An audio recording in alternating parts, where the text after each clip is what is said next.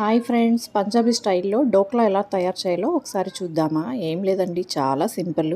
ఒక కప్పు శనగపిండి, 4 tea spoons oil, కొంచెం ఈనో, ఉప్పు, పసుపు, ఒక గ్లాస్ వాటర్ ఉంటే సరిపోతుందండి.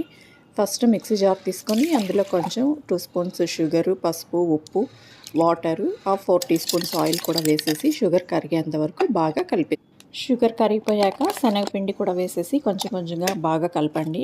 ఒక స్పూన్ పెరుగు వేసారంటే ఇంకొంచెం సాఫ్ట్గా వస్తుంది. ఇదంతా బాగా బ్లెండ్ అయ్యాక ఈనో ఒక హాఫ్ ప్యాకెట్, కొంచెం నిమ్మరసం కూడా వేసేసి బాగా కలిపేసేయండి. ఆయిల్ అప్లై చేసుకున్నాక వెడల్పు గిన్నెలో ఇదంతా కూడా పోసేసి రైస్ కుక్కర్లో ఒక 10 మినిట్స్ పెట్టేసేయండి.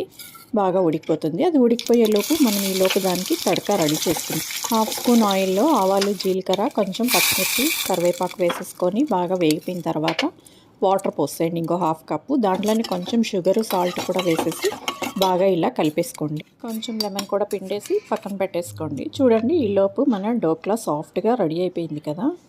టేస్ట్ అండ్ గార్నిష్ కోసం మనం క్యారెట్, కొంచెం కొత్తిమీర చల్లేసుకొని ముక్కలు కట్ చేసేసుకొని మనం రెడీగా ఉంచుకున్న తాలింపు ఆ వాటర్ కూడా పైన స్ప్రింకిల్ చేస్తే టేస్టీ డోక్లా రెడీగా ఉంది.